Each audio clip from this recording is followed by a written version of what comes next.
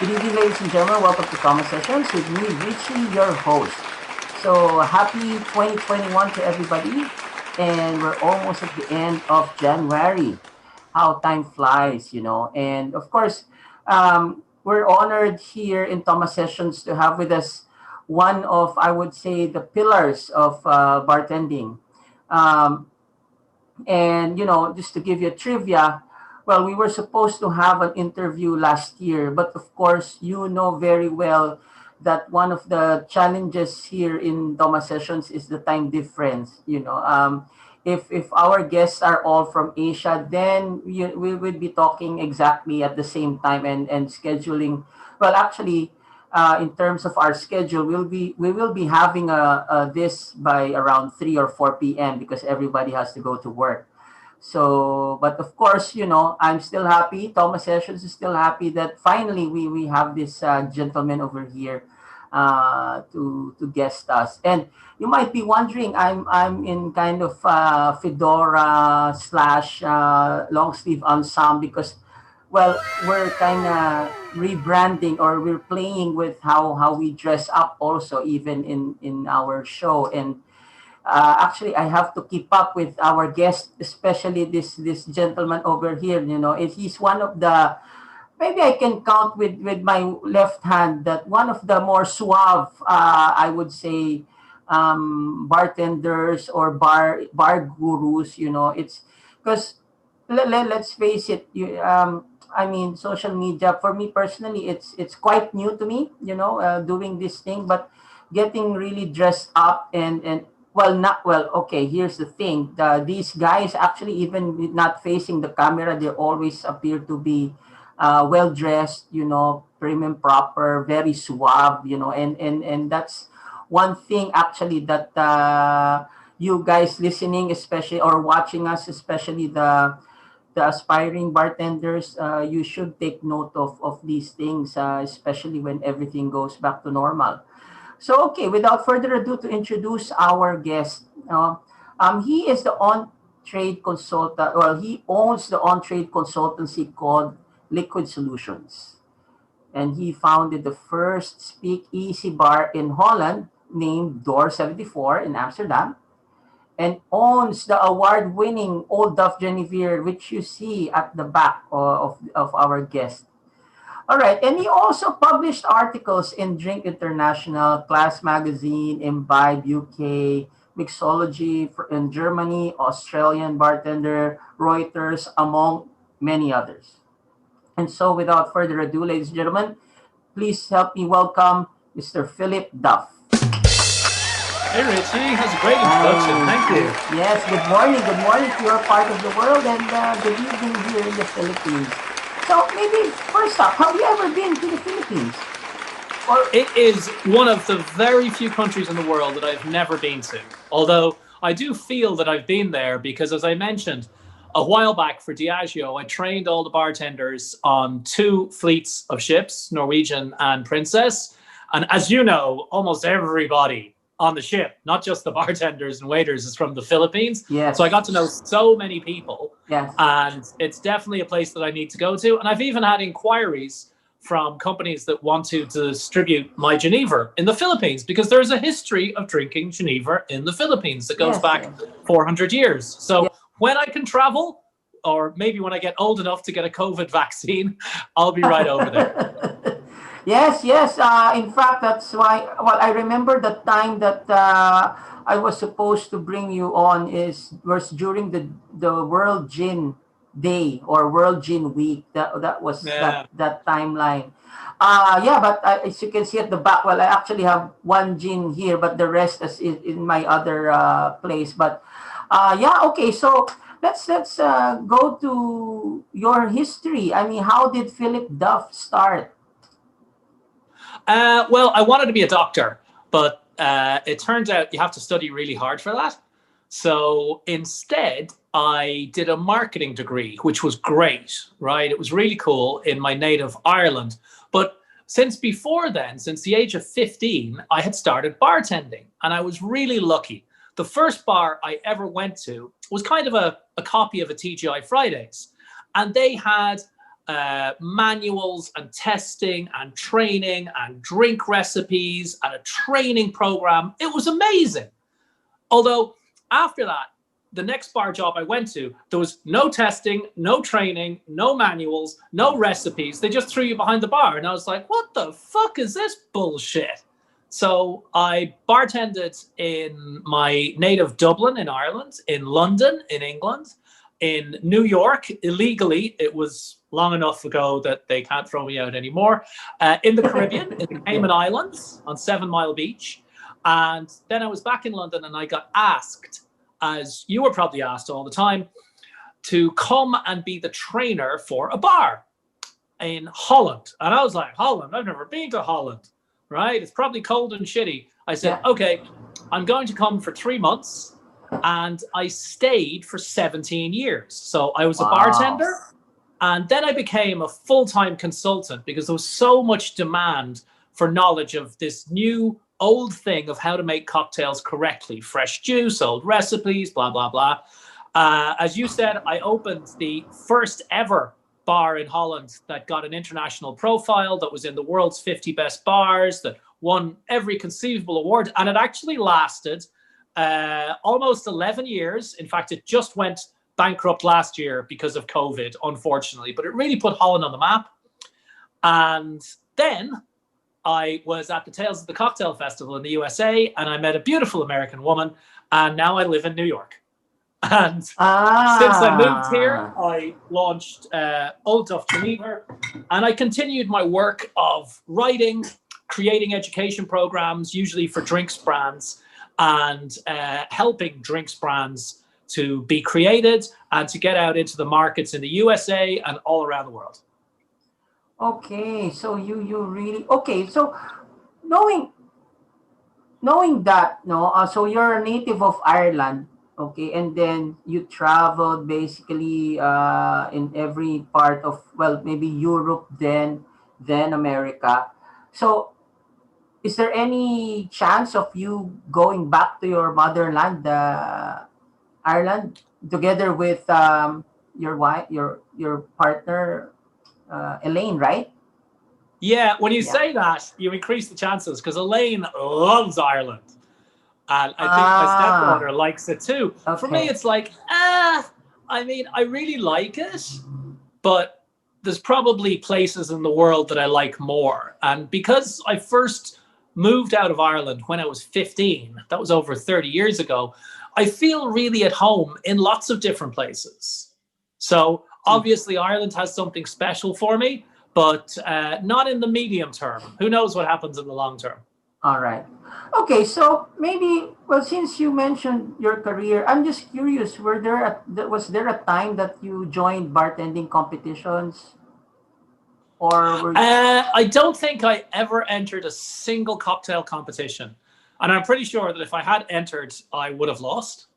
But once upon a time, I was a pretty okay flair bartender back when flair bartending was being formalized into competitions like Quest for the Best in Orlando, in Florida, and Legends in Las Vegas.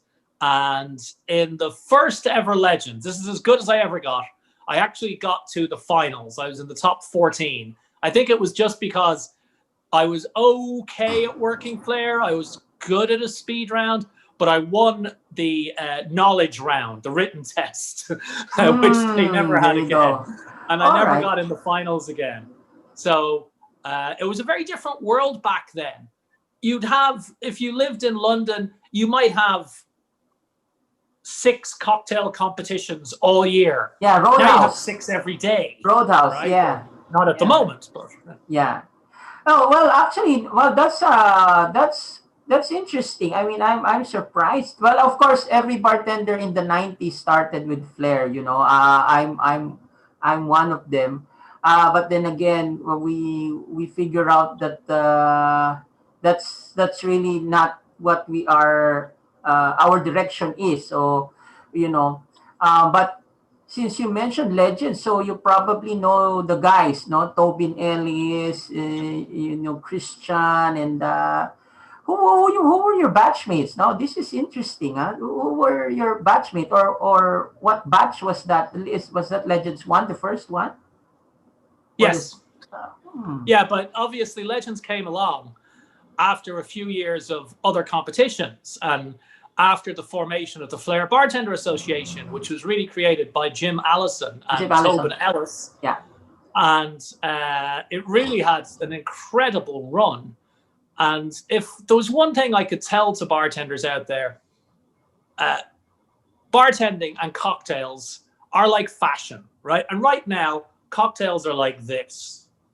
But once upon a time, cocktails were the stupidest thing you could order in a bar. When I was starting to be a bartender, if you ordered a cocktail, people would laugh at you. They really would. Cocktails were for stupid Americans or giggly girls. Real men didn't drink cocktails. Sophisticated people didn't drink cocktails. And what I'm trying to say is, Flair is out of fashion now, but those contests were amazing. The speed rounds in those contests were so tightly organized. There has been a fashion for speed rounds that's come back in the last few years with Rematch Biatch, maybe you've seen that, yeah, or Speed Rack, yes, the speed competition.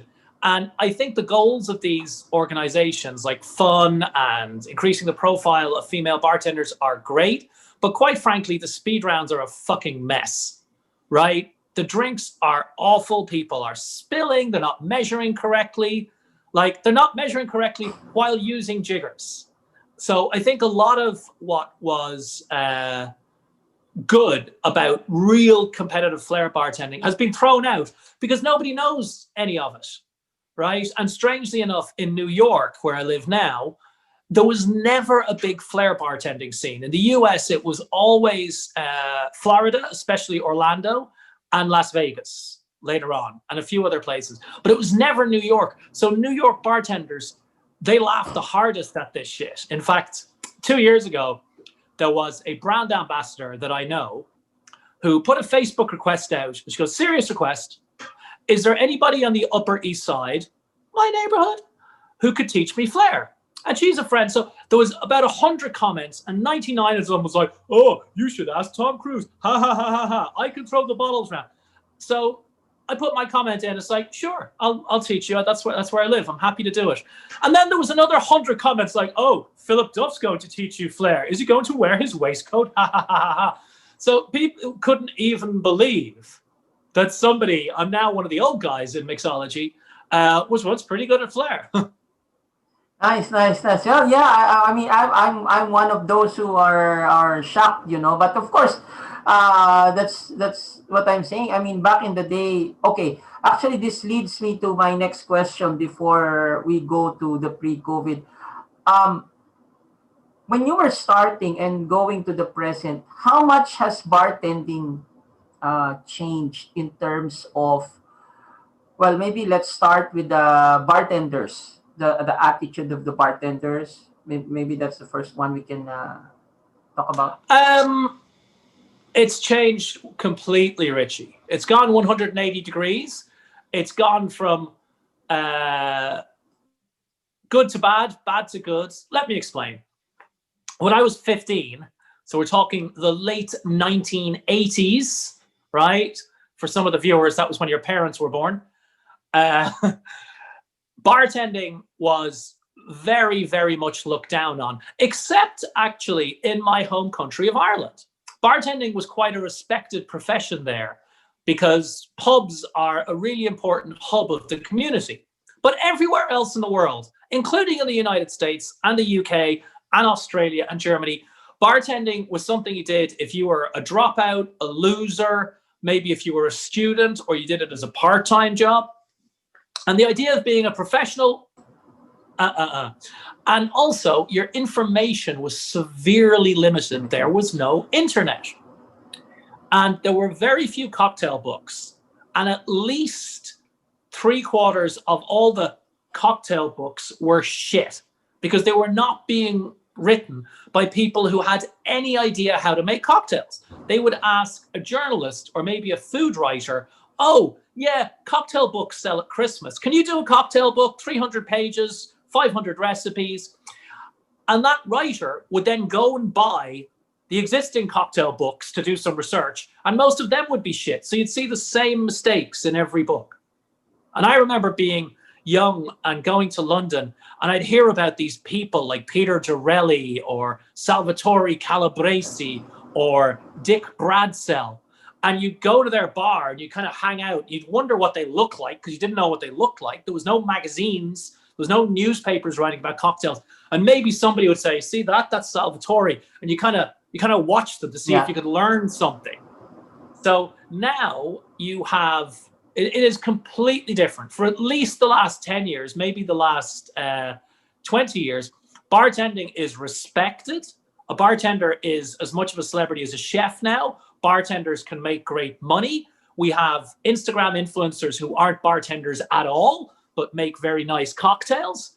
It is the best time in history to buy a cocktail book now, because now probably 3/4 of them are excellent. There are cocktail magazines online like Punch Drink and Difference Guide. There's real word magazines like the amazing Australian Bartender. The spirits industry has gone up. So every year, I don't know if you know, Richie, or your viewers, but every year for the last 10 or 20 years, spirits have grown and they're actually taking market share from beer and wine. That's really important because spirits play such a big part in cocktails. And there is a global circuit of bar shows that you can go to and teach seminars and be a star. And you can be a judge on this competition. And you can be in world's 50 best bars and world's 500 best bars. So there's never been a better time to be a bartender. On the other hand, some bartenders' attitudes are pretty awful because they have gotten away from the idea that they have to always be there for their guests and build good regular customers. It's sort of like chefs, except we know if you go to a Gordon Ramsay restaurant that Gordon will probably not be there. Yeah. If you go to Jean-Georges Vongerichten restaurant, Jean-Georges will probably not be there. And the attraction for bars was pretty much that if you went to Doug Quinn's bar, Doug would be there. Right? If you go to Bulletin Place, Tim Phillips will be there. If you go to Attaboy, Sam Ross will be there, or Mickey McElroy. And in those cases, most of the time, those people are there. But increasingly, as I say, there's a lot of bartenders, bar owners, people who've maybe been given a share. And I say, whenever you see them on Instagram or Facebook saying, hey guys, I'm managing tonight, I'm behind the stick, come on down, you know that's the only night that they're there. So that's not a great thing, I think. Okay. Well, actually, yeah. Well, I do agree with you. In fact, well, this social media platform I was telling you before we started the show, I'm still getting the hang of it, but it's really how do you call it? It's really timely, especially when this pandemic came, yeah, as shitty as it is, but the more easier it is to be connected in a way. Because like once upon a time, even if I do know you, Philip Duff, as a pillar or as a guru, a bar guru, but what are the chances of you really getting to read an email or maybe finding out where you can be found, you know what I mean? Because we don't have this once upon a time. We don't have social media, but now, we're right here. Okay, so let's hop on to the next question. I think those two babies at the back. Can you tell us something about the history of the Old Duff being the chief Genever officer? I am the chief Geneva officer, yeah. So when I was living in Holland for 17 years, I was living in Rotterdam, which most people will have heard of in the Philippines, maybe, as a place where there's a cruise ship dock. Yes. And the original home of the Holland America Line cruise line. Yes. And Rotterdam is right next door to a town called Schiedam. And Schiedam was once the #1 distilling city in the world, not just Geneva. It had more distilleries than any other city in the world. Now, I've got to tell you, it's a small place. In 1892, it was a population of 24,000 people, which is really quite small. and now it's 14,000. But in 1892, it had 24,000 people and 392 Genever distilleries. This supplied the whole world because Genever was pretty much the #1 spirit. In the Chicago World Exhibition in 1843, there was one brand of Genever that advertised as having already sold 45 million bottles, right? This is incredible.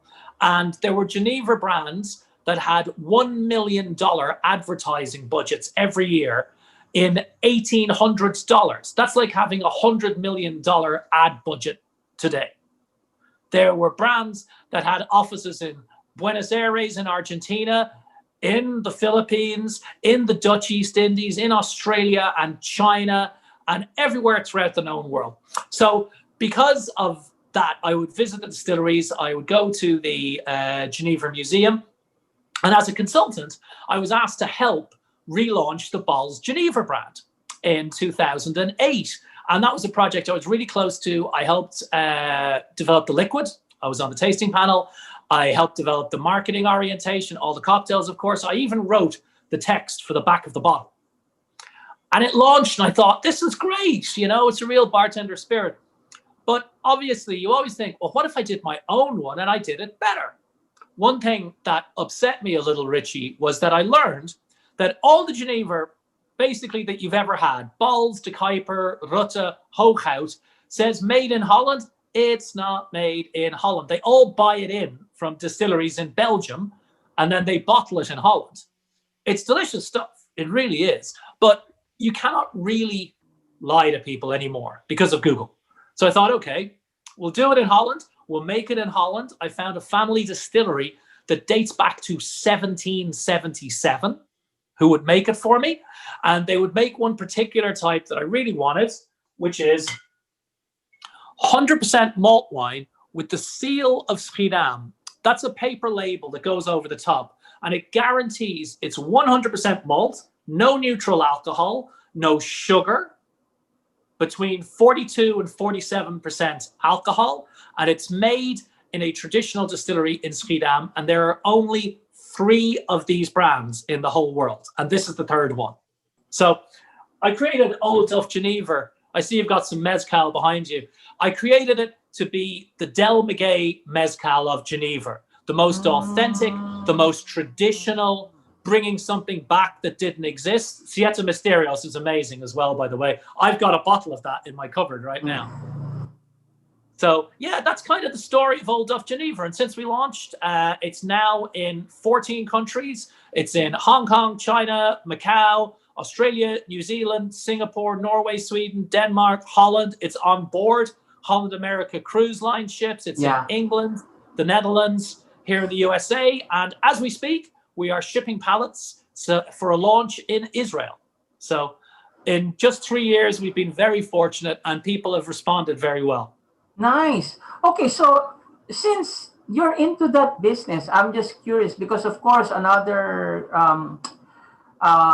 direction that bartenders can go to is like what you're doing right now. Do you own the whole thing? Do you manage the whole thing, or do you have like partners in well? No, I own the entire brand. I've invested my life savings in it. There's no investors, but obviously you appoint distributors in each different area or country, right? So I don't own the distributor in Israel or England or Holland or Hong Kong. They take it on and they sell it for you. But I own the entire brand. And you're right, that is increasingly an option for bartenders. There's so many bartenders who've done great things. There's a gentleman named Lucas in London who's made an incredible citrus liqueur called Fortunella. There's lots and lots of bartenders who've launched their own gin, their own whiskey, or they've got involved with brands somehow. Maybe they get a shareholding, maybe they put their money in, maybe they're starting canned cocktail brands. And the credibility of being a bartender starting a brand is really, really an advantage. So maybe to follow up on that, since you told me a while back, you looked for a distiller, right? You looked for it. When you say you looked for it, did you like ask some people? Because okay, you lived in Holland for 17 years, right? So is that an advantage? So you know like almost everybody in town, and you were able to stumble upon that distillery when you were living in Holland. You're right, but it wasn't as difficult as it sounds, Richie, because there was only about 3 distilleries. Believe it or not, in the price wars of the 1970s, almost every distillery in Holland stopped distilling because it was costing them too much money to run the stills and maintain them. Instead, they all outsourced to a tiny number of distilleries that stayed open, most of them in Belgium. So when I say I tried all the distilleries in Holland, it's true, but there was probably maximum 5. Now there's many, many more that have opened in the last few years because Holland is having a craft gin boom, crazy, just like England, just like Japan. And many of these little craft distillers that are making gin are also thinking, hang on a second, I'm Dutch, I'm in Holland, why amn't I making Genever? So they're making Genevers as well. It's really great to see. So, is this like an exclusive deal with the distillers, or do they exclusively do Old Genever only? They don't, or since it's small, you had. I'm just sorry. I'm just curious. They have like an exclusive tie-up with them, or they become like a shareholder already since they distill your gin. It's interesting because my distillery, Herman Janssen, is really incredible. It dates one family straight back, no breaks, to 1777. So I am dealing with, Mr. Janssen, who is the great great great great great great great great great great great great great grandson of the founder, Mr. Janssen. That's pretty amazing. And most of their business is that they make things for other people. So if you ever see a gin or a vodka or a rum or something from Holland and you're not sure who made it, they probably made it, right? So much so, even Gosling's rum, they buy in the blend and bottle it in Holland. They do the same for Don Papa rum, which is a great Filipino rum. Yeah, I know, right? They do so much work and they have a massive distillery, factory, bottling line, everything. So they will do anything for anyone. They're very, very good, very trustworthy. But under their office, on the canal, next to a windmill, they have a small old distillery. And a couple of times a year, they fire it up and they make their Genever, which also has this seal, and it's called Notaris, or they make mine. And they're actually quite proud and happy that I'm out there making waves with Genever because it's their history and their heritage. Even though most of their business is now somewhere else, they feel proud to be helping me out. So they can't, make the liquid for Old Duff and sell it to somebody else. And that wouldn't make any sense anyway. But apart from that, we have a handshake deal that they will continue to make it and I will continue to buy it from them.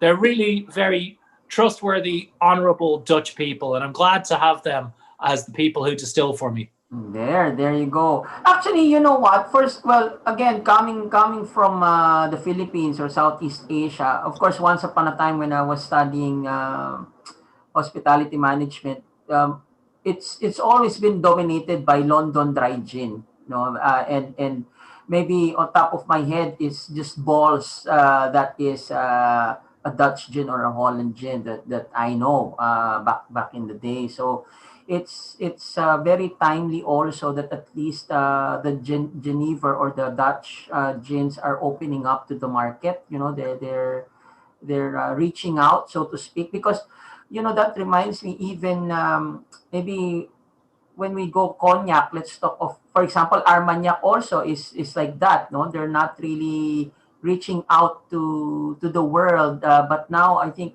little by little, we actually have a distributor of an Armagnac here in the Philippines. So Wow. yeah, it's a good thing. Yeah, well, actually, maybe I don't know. Maybe you're talking to him on bringing Old Duff. I know Apotheke craft spirits. I don't know if you've heard of our distributor Simon, if you're watching us. So he's actually the one that brought also these brands at my back. All the craft spirits are distributed mostly by Apotheke Craft Spirits. Okay, so Oh, well, call me then, guys. I need that distribution in the Philippines. there you go. There you go. Okay. Well, for sure, this will reach them. You have, okay. Let's go back to the gins. You have two. You have a black bottle and the green bottle. So, well, can you tell us? Give us a preview on which is which, or what are those two bottles? Yeah. Well, first, just a quick word about Genever. I don't want to bore everybody watching about it, but Genever, real Genever, like these, tastes like whiskey. It does not taste like gin. It's the great grandparents of gin, but it's also the parent of whiskey. Now, this is an Irish guy telling you this. The first ever recipes we have for whiskey that were written down in the 1600s in Ireland were for about 4 liters of spirit, to which you should add a kilo of fennel or licorice or juniper. So it was unaged, with lots of botanicals, local things like juniper and fennel and licorice. And it stayed that way for almost 200 years. They only started to put whiskey in barrels for flavor in the 1800s. So I like to say that Genever is like if you go to the zoo and they don't just have a picture of a dinosaur, they have a live dinosaur. Genever never changed. It's unaged whiskey with a tiny bit of juniper and maybe a few other things. So you're right, Richie, I do have two here. Originally, what I wanted to make was a product as good as Ball's Genever, maybe better, for a decent price. Ball's was put into the market at a very high price. The trade price for a bar in the USA was $40, same as single malt, which is stupid. And it means that bartenders can't use it for cocktails. No. So I wanted to develop this one, which is a totally different flavor to Ball's, but it's got 53% malt wine. The malt is a combination of 2/3 rye and 1/3 barley. And then there's 6 botanicals individually distilled. So juniper, orange, lemon, coriander, star anise, and licorice. They're all combined. Then it's cut down from being 100% malt to 53. The rest is neutral alcohol, and you bottle it at 40%. I think this is the best Genever you can get to make cocktails with. It's delicious on its own. It's great in a shot. It makes the most amazing cocktails. It's very versatile. Okay. But in order to make this, I needed to have the malt wine. Anyway, we had to develop it. So I thought, okay, why don't we sell the malt wine as well, separately, like a single malt or 100% blue agave tequila. I thought maybe it won't sell that much, but some people will like it. And if you go into a bar with 2 bottles and you tell your story, they will probably buy one. If you go in with 1 bottle, it's awkward for them to say no. It's awkward for you to hear no. So I thought, okay, we make 2. So we launched with 2 bottles. And I thought, for every 1 bottle of this, I sell 5 bottles of this, but it's almost 50-50. People really respond to the fact that this is so unique, 100% malt wine, truly made in Holland, and with the seal of Schiedam, of which there's only 3. Okay. So in whiskey terms, this would be Johnny Walker Blue, and this would be a single malt. Okay. But they're very high in rye content, so that's where the comparison to Scotch whiskey breaks down. I just love rye. Okay. Actually, so the black one is more for sipping and maybe, on the rocks or? I honestly don't think they're better or worse than one another. The black one makes amazing cocktails. The green one tastes amazing on its own. It's just that the green one, I think, is a little more versatile for most cocktails. And the black one, you need to know how to handle it. Because when you and me eventually sit down to drink it, Richie, it's going to be weird. You've probably never had 100% malt wine Genever. I feel like I'm selling mezcal in the 1990s, and no one's ever had good mezcal. Or I feel like I'm selling 100% blue agave tequila in the 1980s. And some bartenders taste it And it blows their mind a little bit. And some of them don't like it because they don't know what to expect. Either they think Genever should taste like gin. It doesn't. Or they've tasted Bols. Bols is the Jack Daniels of Genever. And they're like, right, that's what it should be. You know? So when you taste something that's 100% malt and also with lots of rye and it's truly made traditionally, it can blow your mind. Okay. So how long did you like develop that formula? Like, okay, this is how I want. Okay, that's, it doesn't have to be a trade secret, but more or less, how long did it take you to tell? Okay, this is the taste that I want. This is the aroma that I want. This will be our formula. It's a great question, Richie. I'm lucky. I've created products, brands for other companies, including Bols. So I kind of know the best way to do it. There's a lot of different ways. You can also buy a still and distill it yourself. I don't really get that. I think it takes years to learn how to distill well. You can learn to distill, but learning to distill well is extremely difficult and expensive. Or you speed it up by simply working with an amazing distiller, like the distiller I work with, Odd van der Lee, at the Herman Janssen distillery. He is incredible. So I could do what I do best and write a brief for him. And a brief is basically telling a distiller what you want. So my brief was, for the 100% malt wine, we have to start with that before we can make the green bottle. I say, okay, I want high rye because I love rye grain and it's very fashionable. And it's also the history of Genever. Until the 1800s, they used a lot of rye. Then they started getting lots of cheap wheat into Holland and they switched to wheat. Anyway, so high rye, high strength. I wanted somewhere 45 and up. No sugar, no aging, no barrel, because the barrel is not traditional for Genever, not for flavor. And I said, I want a small number of botanicals, right? 2, 3, whatever. And they also have to be the botanicals that you could get in the 1700s. So no citrus. You couldn't really get citrus in Holland because they couldn't transport it fast enough. It would go rotten.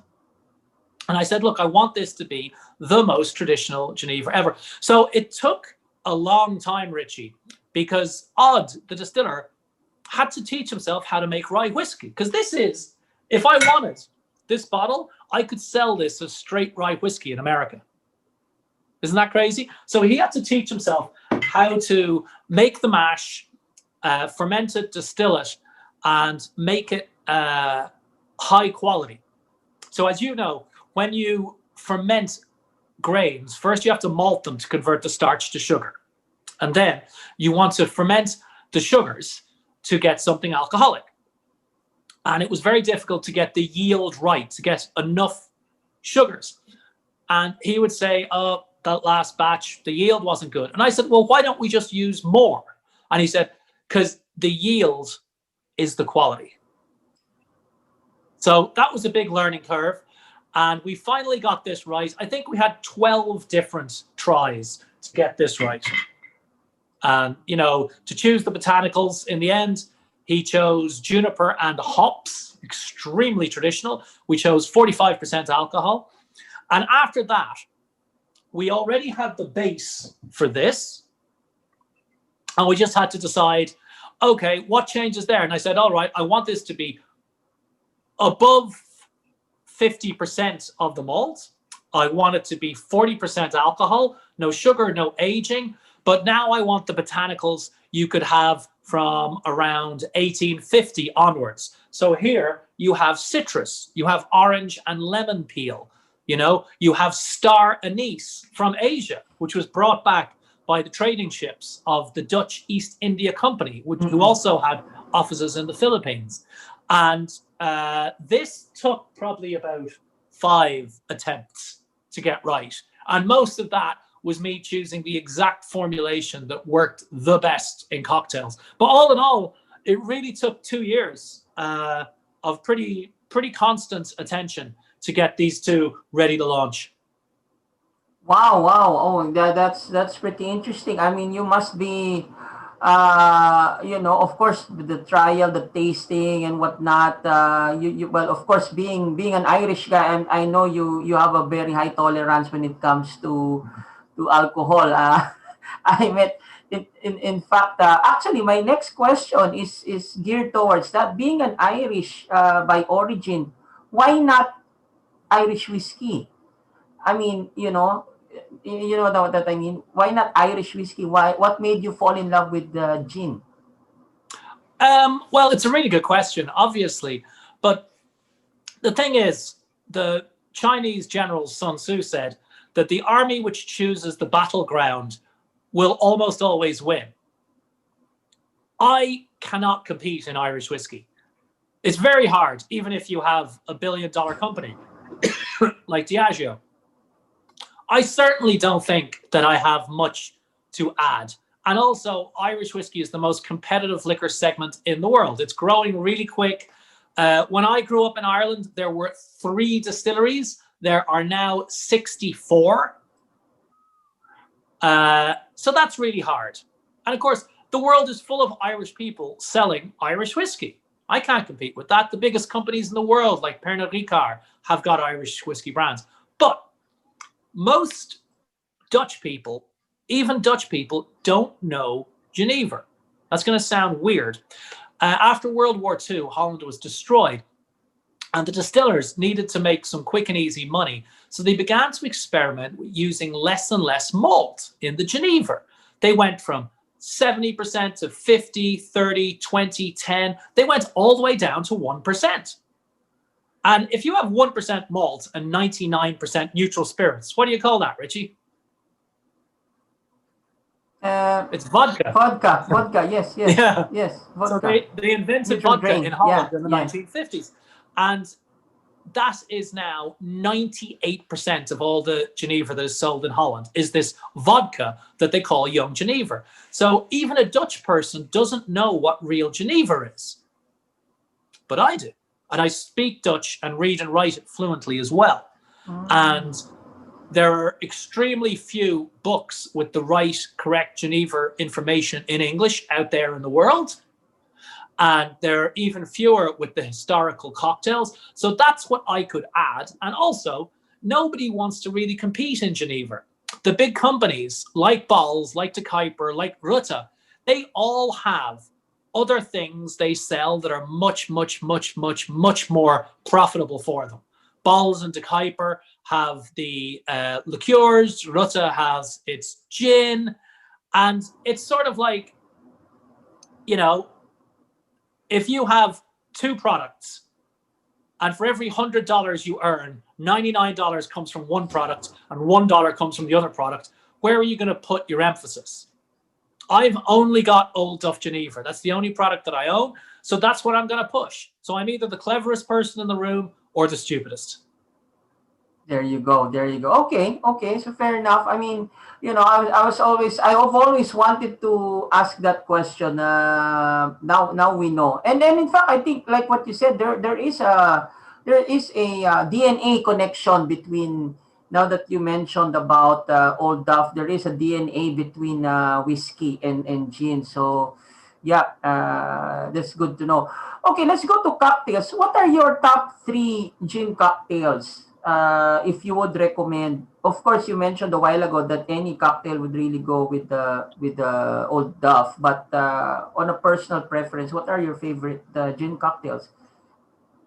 Well, for Genever, I love a Martinez, a proper Martinez. I like it with the very old recipe, which is adopted by Dante here in New York, which was 2019's #1 bar in the world, which is 2 parts of vermouth, 1 part of Genever, a bar spoon of maraschino liqueur, 3 dashes of Boker's bitters, stir it till it's frozen, and then serve with a zest of lemon and 3 cherries. That's amazing.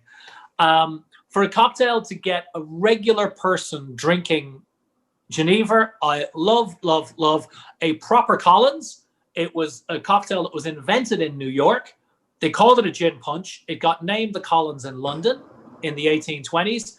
And it's really just a Genever lemonade. Genever, 2 shots maybe, shot of lemon juice, half a shot of thick sugar syrup, so 2 parts sugar, 1 part water, and shake it up, long drink glass, ice, and soda.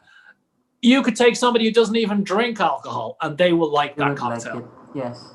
Okay. And I then the agree. third one, if I had to have a third cocktail, there's one called the Kingsman that was on the menu at the Nomad Hotel here in New York that I really, really like. And it's sort of like a funky old fashioned. So there's Old Duff Genever, there's rye whiskey, there's agricole rum, and a brown butter fat washed Falernum. Yes. And also a little spoon of banana liqueur. It is the most delicious, funky, old fashioned you'll ever have. And it's also a great name. Yeah, no, it came back to me because well, Lizzie was working in the Nomad Hotel when I went there, and she recommended that. And the Kingsman, there's a movie, right, about the Kingsman. So actually, yeah, it brought back memories when you mentioned that cocktail. So it's really funky. It's interesting. There's a lot of things going on in your palate as you drink that, and the butter. The one that the fat wash butter is really good. It adds to the umami of the cocktail. Okay, so let's now go to the article you wrote. You know, when I was reading this before we touched base, no, the Modern Bartender. For those who like to read the whole article, you can go to pourdrink.org and slash story. So you see the picture of Philip here. It's the title is the Modern Bartender. So actually, the first statement is really quite it how do you call it? It got my attention. It says reasonable people adapt themselves to how the world is. Unreasonable people change the world to how they think it should be. Therefore, all progress depends on unreasonable people. So Not my what saying, yeah, so by the what way.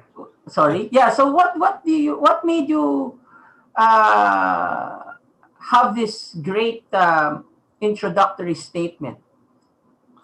It's a quote. I think it's from W.G. Grace or G.K. Chesterton or something like that. But it's a really interesting one. On the one hand, it's about going against what everyone else is saying. You have to stand up. And on the other hand, it's about being comfortable with being unreasonable, especially with the growth of social media. Everybody's become very polarized. Nobody dares to say anything that might be unpopular on social media. And that means that when you look on your social media feed, you think that everyone you know only feels this way about that. But that's not true. Basically, the only people you see posting are occasionally someone who disagrees, who immediately gets called an asshole and da da da, or everyone else saying, "Oh yes, yes, you're so clever, you're so smart," like. And this can have effects on bars as well. You know, like I'm sure your Facebook feed and your Instagram feed is full of all these bartenders posting lists like 10 stupid things that customers do, things that customers must never do. Oh my God, this customer did this. If you read them all, you would think that these bartenders hate their customers. Yeah. This is not what a bartender should be doing. If you only look for the bad in customers, if you only look for, you know, and the thing is, you might think, I'm just sharing my frustration, but you're programming yourself to be that person the more that you do it, instead of just letting go of it. Okay. No, I agree. In fact, actually, now that we're having this conversation, so um, there are very few people that I was able to interview, especially, of course, like you are Irish slash maybe American, well, since you're No, in I'm America Irish. now. Yeah, yeah. Well, anyway, moving on. No, but there is, well, just like that, there are very few people that are very candid or very spontaneous with their opinion about things, and sometimes there is a fine line with being able to just express yourself and about being misunderstood. So um I mean, like, now there's social media, like at your stage now, not really your age, but at the level that you are now. Do you still like conscious, like, okay, I better be, I better be careful, I better be uh what do you call this? I need to rehearse what I'm going to say and stuff like that, or what the fuck, I'll be consistent, or I'll be spontaneous with what I feel. It's not so much that. It's just that social media is a terrible method of communicating. Like this, where you can see me and I can see you, kind of, is not bad. It's much better than just a phone call. And it's not as good as you and me sitting down or standing at a bar with a drink, right? And writing a letter can be good. But the public performative aspect of social media makes it terrible communication. So you shouldn't think of it really as communication. You don't get high quality interaction because people are scared. It's really, really unbelievable. But you also have to be kind. A lot of the people who will try to call up a mob and get you fired and all that, they're scared too. They're scared that if they don't criticize you, that someone will criticize them. There's a saying that apparently came from Chairman Mao in China. He who feeds the crocodile is hoping that it will eat him last, right? You've probably had people saying to you, hey, Richie, why didn't you comment on this? Hey, Richie, why didn't you post this? Even my stepdaughter, who's only 15, feels a pressure to post on somebody's birthday. Otherwise, everybody's going to ask her, well, why didn't you post on his birthday? So it's more about seeing the limitations of social media.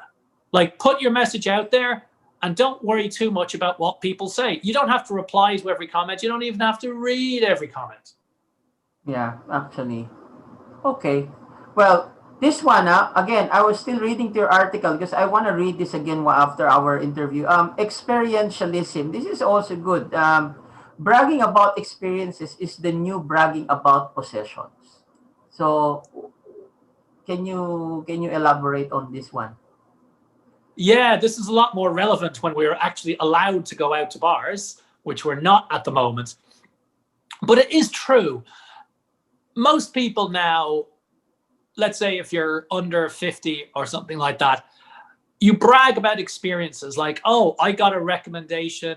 I was able to get a table at Cellar de Can Rocca or at 11 Madison Park, or, oh, hey, I got a driving lesson from a Formula One race car driver. Whereas before, it used to be like, hey, look at my Rolex. See, I've got a private jet. And it's also because a new generation of people under 40 have grown up and they don't want to own things. They want to move through life. Because imagine if you had an apartment in New York, Richie, yeah? And you could stay there whenever you came to New York. That would be great, right? Yes. You'd have to make sure it was safe. Somebody would have to keep it clean. You'd have to worry nobody broke in. You'd have to answer mail from the city. It would become a big, enormous pain in the arse.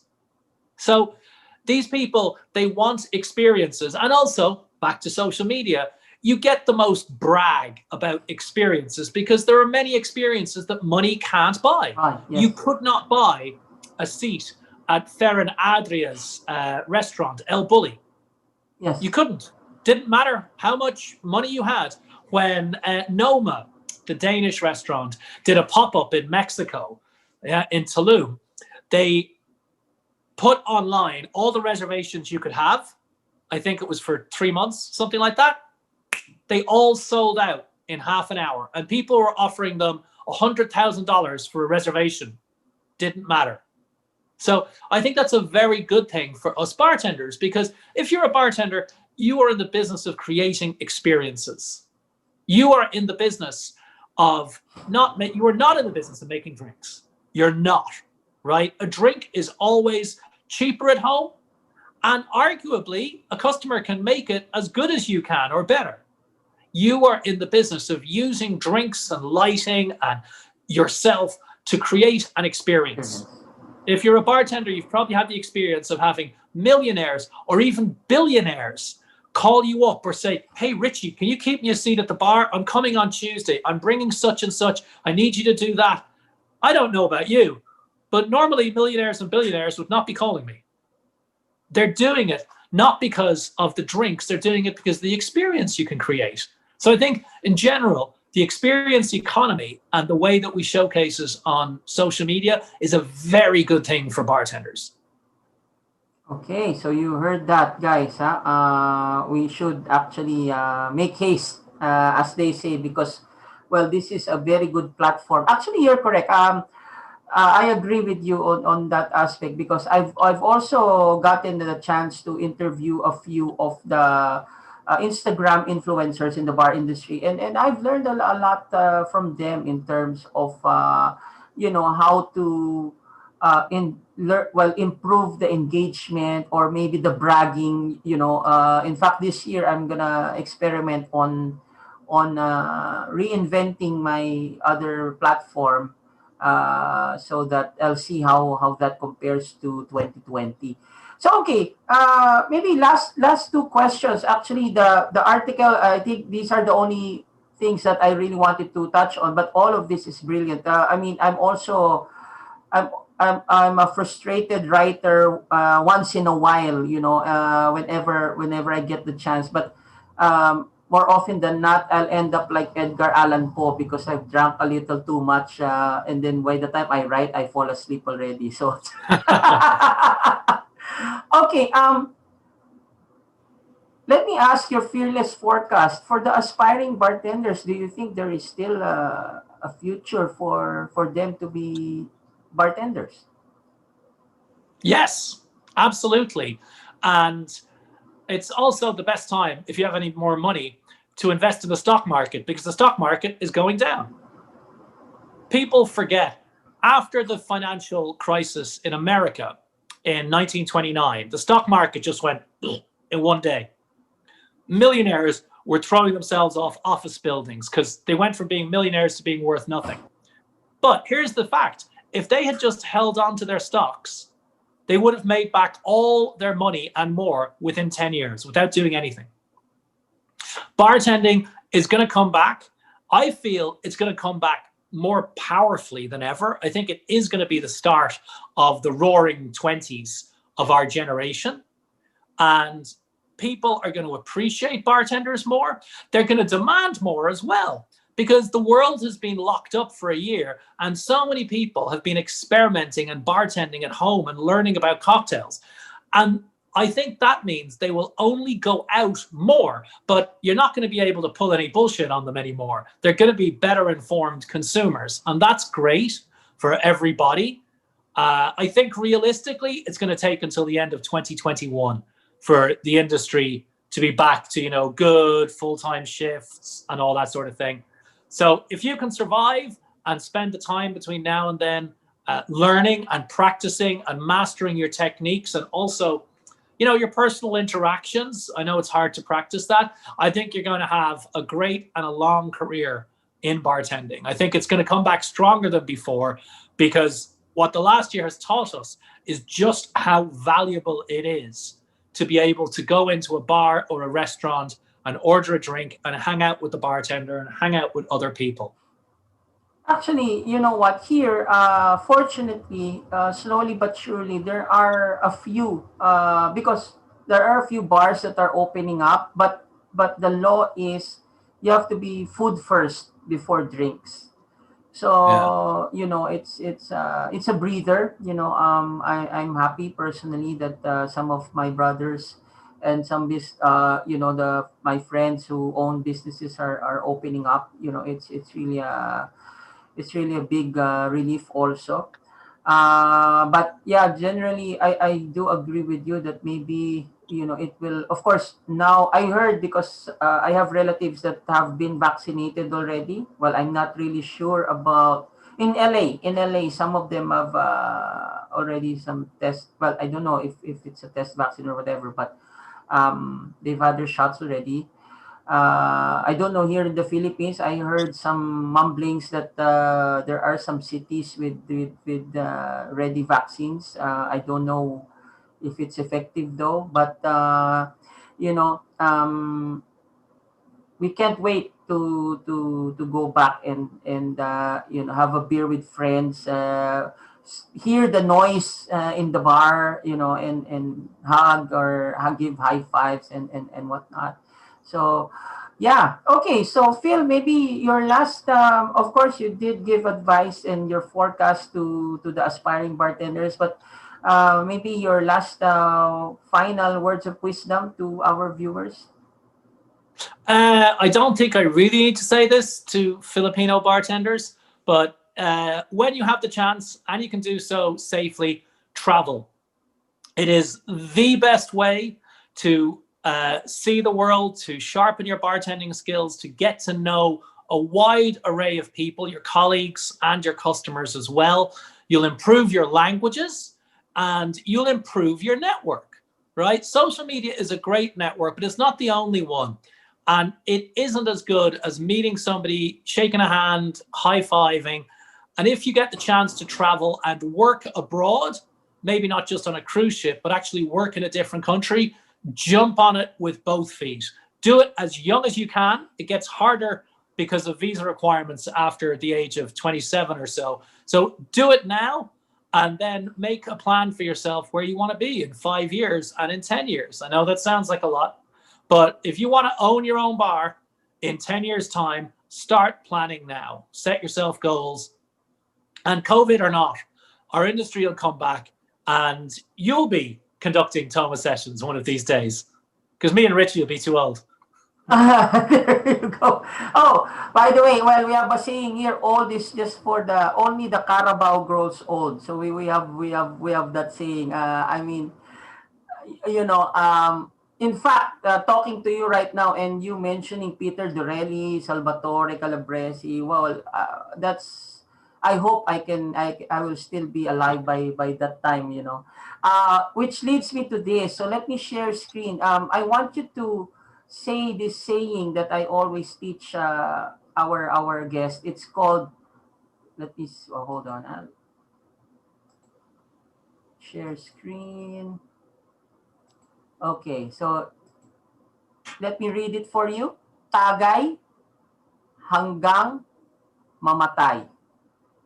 Tagay hanggang mamatay. Now, funny enough, this word was taught to me by an Irish guy by the name of Adam Westbrook. I don't know if you've heard of him, but he's also a gin ambassador. He's based in Vietnam now. So a funny anecdote is we were drinking in Singapore during the cocktail festival.